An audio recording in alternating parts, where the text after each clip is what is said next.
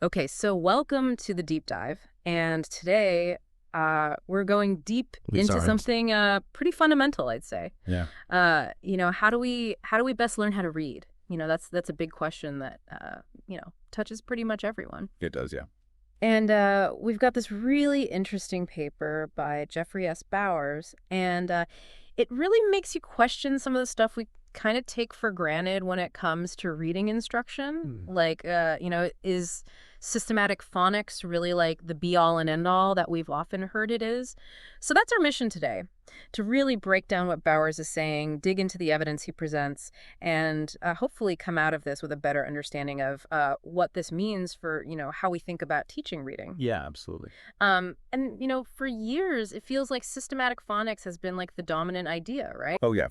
For decades now, there's been a very strong emphasis on the idea that teaching the links between letters and sounds in a very structured step-by-step way. Hmm. And that's essentially what systematic phonics is. Yeah. The idea is that that's the key, especially when children are first learning to read. Right. This idea, this belief has had a really huge impact. I mean, it's shaped how reading is taught in schools across the U.S. and, here in England as well. Absolutely. So it's a really big It's deal. become the cornerstone, hasn't it? Yeah. But what's so interesting about what Bowers is doing is that he's actually challenging Yeah. that core belief. He's saying, like, hold on a second. When you really look at the research, the evidence that systematic phonics is really that much better than other ways of teaching reading, like whole language or balanced literacy. Mm. It might not be as strong as we've been led to believe. Yeah, and he doesn't just sort of, speculate about this. Hmm. He actually dives into the evidence in a very comprehensive way. Right. He looks at multiple meta-analyses. Yeah. And I think it's worth just explaining what a meta-analysis is. Yeah, definitely. It's basically a study that combines the results of lots of individual studies. Right. So you can kind of get a bigger picture. Right. It's like the study of studies. Exactly. Yeah, to try to really get to, like, the most accurate overall conclusion. Right. So as opposed to just looking at one study, you're looking at lots of studies on the same topic Yeah. put together. So that's one of the things that Bowers does. And he also looks at what's happened in England since 2007 when they made systematic phonics a legal requirement in all state schools. So it's like this massive real-world experiment. But it's a huge real-world experiment. I mean, we're talking about millions of kids. Yeah, absolutely. And that really sets us up for, I think, a possibly eye-opening kind of conclusion to all of this, because we might find that what we thought was like settled science is really not so clear-cut, Mm-hmm. and that there might be other approaches that are worth considering more seriously. Yeah, absolutely. Okay, so let's unpack this. Okay. First of all, just for anyone who might not be totally familiar with this, what exactly is systematic phonics, and what are we talking about when we say like whole language or balanced literacy, these alternative approaches? Yeah. So systematic phonics really comes down to explicitly teaching children the relationship between graphemes Okay. and phones. And those graphemes are? Graphemes are basically the letters or groups of letters that we write. So it could be a single letter like S, or it could be a group of letters like ch, that kind of thing. Okay. And phonemes are Like sounds. the sound, yeah, the individual sounds that we make when we speak. Gotcha. So systematic phonics is about explicitly showing that link, teaching that link, and teaching it in a very systematic way. Right. Usually before really focusing on the meaning of words within a text. So you're teaching the sounds first before you're worried about what the words mean. Yeah. So that's a big difference. And it's also different from what's sometimes called incidental phonics, or Right. What Bowers calls when needed phonics, Okay. which is basically as you're reading, you come across a word. And if the child doesn't know the sound, you might teach it then. Right. It's more like on the fly. Yeah, exactly. Okay. So it's not a structured program. Right. So systematic means It's planned and structured. and it's taught in a specific sequence. Yeah. Gotcha. Okay. Now, what about whole language? Because that's often presented as like the opposite of phonics, isn't it? It is, yeah. It takes a very different approach. The main focus is on understanding the meaning of words within real meaningful texts. Okay. So you're starting with, a story, a poem, something that has meaning. So you're And starting with meaning. you're starting with meaning, exactly. And phonics instruction isn't entirely absent, but it's taught in a more incidental way, Okay. As opportunities arise. So, for example, if you're reading a story and a child comes across a word that they don't know, and it has a particular sound in it, you might point out that sound then. Okay. But it's not part of this structured, systematic program. Right. The idea with whole language is that children will kind of naturally figure out how letters and sounds work together Just through as they're reading and writing. exposure. Exactly, yeah. Or Through being immersed in language. right. Now, Bowers does say, though, that whole language generally includes some attention to phonics. It does. I mean, it's not like it's completely ignoring it, Mhm. but it's not the primary focus. Gotcha. Okay. And then we have balanced literacy, which is sort of like a hybrid. Yeah, it tries to combine the focus on meaning from whole language with explicit phonics teaching. Okay. So it's trying to have it both ways, Right. but often gets criticized because the phonics part of it might not be as systematic or as emphasized. It's in like a dedicated phonics program. Exactly. So critics of balanced literacy often say that the phonics instruction gets a bit lost, and Right. it's not as effective as it could be. Okay. So those are kind of the big three, right? We've got systematic phonics, whole language, balanced literacy. But the paper also talks about a couple other ways that kids learn to read, like just memorizing whole words. Yeah, it's sometimes called whole word or sight word training, Right. where children are basically taught to recognize entire words by sight, Okay. often using flashcards or repetition, Mm-hmm. without necessarily breaking them down into individual sounds or letter patterns. Okay. So like learning the word the, Yeah, the or Yeah. said or so these high-frequency words just as a unit. as a unit, exactly, yes. without analyzing the sounds within them. Okay, cool. And then there's also something called morphological instruction, which sounds a bit more like focusing on word parts. Yeah, exactly. It's about looking at the meaningful parts of words. Mhm. So prefixes like Suffixes like ing and what are called base words. So like the root of the word. right. And the idea is that understanding these pieces can really help children both decode unfamiliar words, so figure out how to read them, and also to expand their vocabulary. Okay. So for example, if you know that relem means again, Right. then that helps you understand words like rewrite or replay. Okay, that makes sense. So, And that brings us to structured word inquiry, or Yeah. SWI. yes. Now, this sounds like a very in-depth kind of way to approach things. It is. It kind of dives deep into the architecture of words. Okay. It teaches children how the sounds of a word, what we call phonology, the meaningful parts of a word, morphology, and the history of a word, where it comes from, etymology, are all connected. Wow, okay. And it does this right from the start. So, whereas systematic phonics focuses on letter-sound relationships in isolation, Huh. SWI teaches those relationships, but within the context of these meaningful word parts and the history of the word. Okay, so for example, like what would be a... So for example, if you're looking at the word signature, Oh, okay. you might explore the sound of the G. You might look at the meaning of sign Yeah. as the base of that word. Okay. And you might even talk about, Yeah. where the word comes from, its Latin roots. So it's very holistic. It's like taking the whole, Very holistic, yeah. putting the word together. Really examining it. Yeah. That's interesting. Okay, so we've got all these different ways to teach reading, and what are the core arguments that people who are really strong advocates for systematic phonics make? What are they really emphasizing? So generally, there are two main points that proponents of systematic phonics really stress.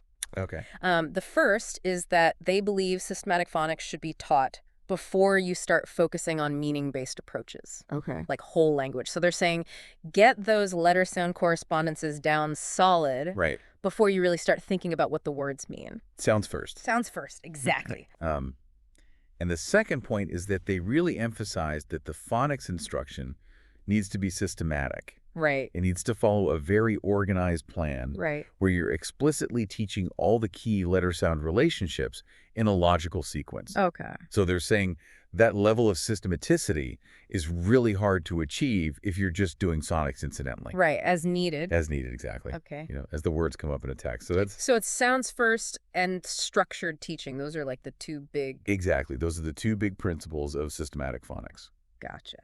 Okay, so now let's get into the heart of what Bowers is doing in this paper, Okay. which is really taking a critical look at all these meta-analyses that are often cited as support for systematic phonics. And for a lot of people, these meta-analyses are seen as like the definitive proof that phonics is the way to go. Yeah, they carry a lot of weight. Yeah. Because they're bringing together the findings of, potentially dozens or even hundreds of individual studies. Right, so you're getting this bigger picture that Yeah. you wouldn't get from just looking at one study. Exactly. Um, but Bauer's argument is that when you really look closely at the details of these meta-analyses, Yeah. the conclusion that systematic sonics is clearly better than other methods Right. doesn't really hold up. Yeah. And he examines 12 Mm. of these meta-analyses in total. Okay, so let's start with probably the most famous one, the one that everybody brings up, which is the National Reading Panel report from 2000 Yeah. and the follow-up work by Airy and colleagues in 2001. Yeah, that's the big one. That's the big one. It's been hugely influential. Yeah, massively influential. And their famous conclusion was that systematic phonics instruction leads to better reading outcomes for children Compared to everything else. compared to all the control groups that they looked at, Well, including whole language. right, and this has been cited tens of thousands of times Yeah. and really informed policy. It's had a huge impact on policy, Yeah, on how reading is actually taught. all over the place. Yeah, all over the place. But Bowers points out some pretty significant limitations that often get overlooked. Yeah, there's some really important caveats that I think we need to be aware of Yeah. when we're thinking about the NRP report. So what are those? What are the key things that people should know? Okay, so first of all, the NRP found that systematic phonics actually didn't show a significant advantage Okay. for children who were classified as what they called low-achieving poor readers. Okay. So these were kids who were beyond first grade, Right. who were really struggling with reading, Mm-hmm. and who had, below average cognitive abilities. Yeah. So, arguably the kids who might need the most help Right. didn't show this clear benefit from systematic phonics. That's a pretty big deal. It is, yeah. Yeah. And then the second point is that the claim that early sonics is much more effective than later phonics Right. might actually be based on shaky ground. And that's because this conclusion came from comparing younger students to older students in the studies, Yeah. but the older students were mostly struggling readers. Okay. So it's not a fair comparison. Right. They weren't comparing apples to apples. Exactly, yeah. Yeah. And in fact, the NRP themselves actually suggested that other types of phonics programs might be more effective Okay. for older students who don't have reading difficulties. Interesting. Yeah. So that's something that often gets kind of missed Hmm. in the whole conversation around phonics. It does, yeah. People kind of take this idea that early phonics is always better and run with it. Right. But the evidence isn't really there to support that as a universal statement. Gotcha. What else did Bowers find in his analysis of the NRP report? So the third point is that while the NRP report really stressed the long-term impact of systematic phonics, the actual effect size, Right. which you can think of as the real-world difference that it makes, Yeah. actually decreased over time in the studies they looked at. So while there might have been an initial benefit, Right. that benefit kind of faded over time. Okay. And even more importantly, they didn't actually assess the long-term impact on some really critical areas, Mhm. like spelling, reading longer texts, or understanding what was read. Right. So reading comprehension? Exactly. Yeah. So given that the short-term effects on those areas were already smaller Okay. than the overall short-term effect, it doesn't necessarily follow that those benefits would last in the long term. Okay. So we just don't really know. We don't really know. Yeah. We don't have the data. And then finally, the evidence that systematic phonics is better than whole language actually comes from only 12 studies. Wow. And none of these use what we call randomized controlled trials, Right. which is considered the gold standard for research. Gold standard. Yeah. Yeah. So that's a pretty big limitation. And that smaller analysis of just those 12 studies, they actually found a reduced overall effect. And the biggest impact was on decoding words. But the smallest impact was on reading comprehension. Right. So actually understanding the text. Exactly. Yeah. Interesting. And when it came to synthetic phonics, which is the type of phonics that's now mandated in England, Mm-hmm. the NRP analysis only actually included 4 studies that were relevant, Wow. and the results were mixed. So it's not as strong as we... It's not as clear-cut Yeah. as people often make it out to be. Yeah, so those big sweeping conclusions that we often hear about the NRP Yeah. might be a bit of an oversimplification. I think they are, yeah. Yeah. I think they are a simplification of what the Right. report actually said. Interesting. Okay, so Bowers also looks at the work of Camilli and colleagues Mm. who went back and kind of re-examined that NRP data Yeah, they did a reanalysis. What did they find? Well, they identified a really critical flaw in how the NRP compared different teaching methods. Okay. Basically, the NRP compared systematic phonics to a control group that was a mix of unsystematic phonics Okay. and no phonics at all. So, if you think about it, It's not a very clean comparison. it's not a clean comparison at all. Yeah. It's like saying apples are better than fruit salad, Right. but the fruit salad might contain some apples. Right. Exactly. So it's not a fair comparison. Yeah.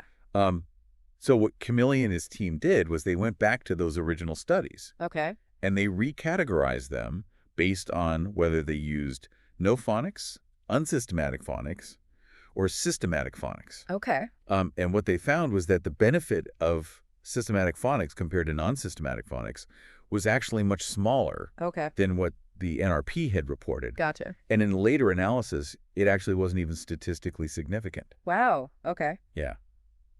And interestingly, they did find significant benefits for systematic language activities and tutoring. Oh, interesting. Yeah, so that's something to keep in mind. So it's not necessarily the systematic Exactly. part of phonics that is giving you the benefit. It might just be that you're doing some kind of phonics. Yeah. That seems to be the suggestion. Gotcha.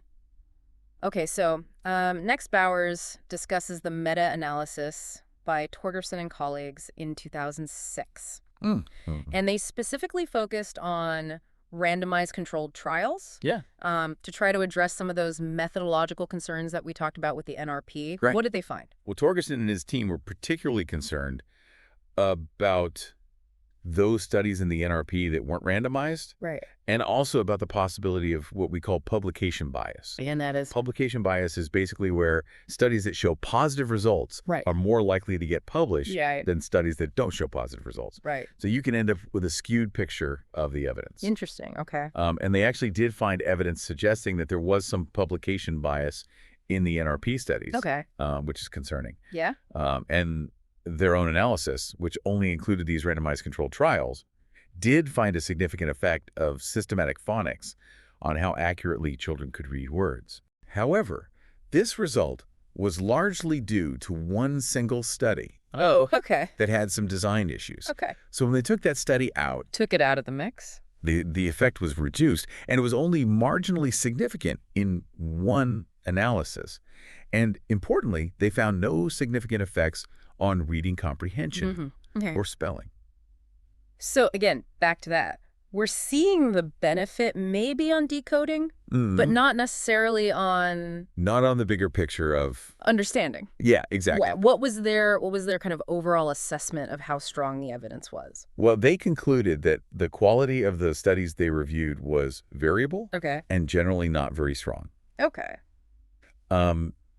And crucially, even their meta-analysis still compared systematic phonics to a control group that lumped together unsystematic and no phonics. Right. So we still haven't answered that question. So, Of is yes. systematic better Sure. than And unsystematic. unsystematic? Right, yeah. Well, Still not really answering that question. yeah. Interesting. Okay, so let's move on then. Bowers looks at the meta-analysis by MacArthur and colleagues in 2012, Okay. and they look specifically at how well systematic phonics works for children, teenagers, and adults who have reading difficulties. Yeah, they were focusing on interventions for struggling readers Right. across different age groups. And what did their findings show? Well, they found that systematic phonics did lead to significant improvements Okay. in how accurately people with reading difficulties could read real words Okay. and also made-up words, or what we call non-words. Okay. But it didn't significantly improve their reading fluency, their comprehension, Right. or their spelling. Okay. However, Yeah. and this is a really important point, the comparison groups in a lot of these studies either received no training at all, Wow. Okay. or they received some alternative training that wasn't focused on reading.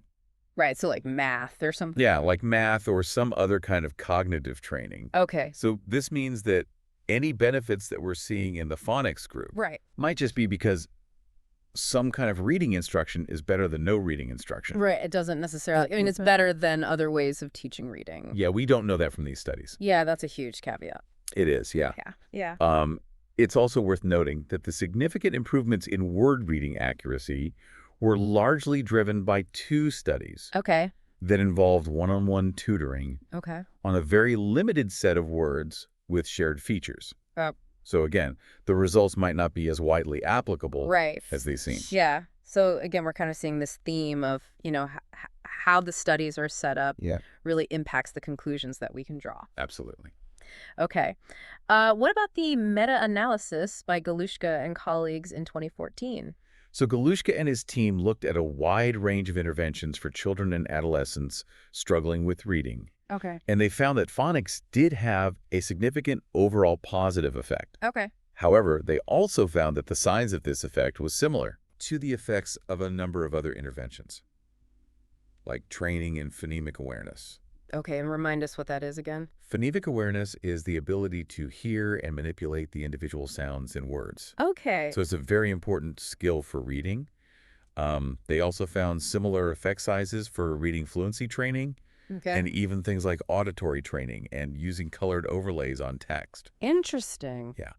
And the fact that phonics showed a significant effect overall was probably just because there were more studies looking at phonics interventions. Okay. It wasn't necessarily that it was inherently more effective. Gotcha, gotcha. Um, and importantly, they didn't directly compare phonics to these other methods in their analysis. Okay. Right. So we can't really say from their study whether phonics is better than those other approaches. Yeah. They also found evidence of publication bias, Right. again suggesting that the true effect of systematic phonics might be smaller than what's typically reported. And like many of the other meta-analyses we've talked about, this one didn't specifically compare systematic phonics to unsystematic phonics. Right. So again, we're not really getting the answer to that question. Okay, so it's still kind of an open question. It is, yeah. Yeah. All right. Bowers then talks about the work of Sugate in 2010 and 2016. Hmm. And this is where we get some really interesting and at first seemingly contradictory findings. Yeah, so Sugate's 2010 meta-analysis found that phonological awareness training, phonics instruction, meaning-based approaches like whole language, and a mix of methods all had similar overall effects on reading across different age groups. Interesting. Yeah. And he actually suggested that phonics might be most useful in kindergarten for reading measures, but that these alternative approaches might be better for older children. Okay. So that was a very interesting finding. Interesting. However, Bowers does point out that the actual differences in effect sizes were quite small, Okay. and that including studies that looked at languages other than English might have influenced those results. And crucially, Sugate's 2016 meta-analysis actually seemed to contradict his earlier finding. Oh, how so? It showed that phonics actually had the most short-lived benefits, with very small long-term effects compared to interventions that focused on fluency, comprehension, and phonemic awareness. Wow. So the opposite of what he found. Yeah, quite the opposite. 2010. Yeah. And again, both of those analyses compared different types of instruction Right. to control groups with very teaching methods. Oh. They didn't specifically look at systematic versus unsystematic phonics. Right. So again, we're kind of back to this same issue. Exactly. Okay. And then just to wrap up this part of it before we move on to the English experiment, Bowers touches on a few other meta-analyses and a review of meta-analyses. Yeah. What were the key takeaways from those? So Hamel and Swanson, back in 2006, argued that those positive effects that were reported by the NRP Right. were actually pretty modest. Okay. They only explain a small amount of the variation in how well children learn to read. Okay. Hahn in 2010 and Adesope et al. In 2011 looked at how non-native English speakers learn to read English. Yep. And they didn't find that phonics was the most effective strategy. Sherman in 2007 found no significant benefit of phonemic awareness or phonics for older students who were reading significantly below their grade level. Okay. So again, for those struggling readers, not seeing that benefit. Yeah. And lastly, Torgerson and colleagues did this review of all these meta-analyses in 2018. Okay. And while they concluded that there is evidence supporting systematic phonics, they did raise concerns about how the studies were designed, Right. the potential for publication bias again. And they emphasized the need for more research. And Bowers really underscores the fact that even this review doesn't really highlight that lack of direct comparison Right. to unsystematic phonics, Yeah. or that other interventions sometimes show larger effects. So basically what we're seeing here is that it's a Yeah. really mixed bag. It's a mixed bag. And a lot of the research that we think of as supporting systematic phonics might not be as solid as we've been led to believe. Exactly, yeah.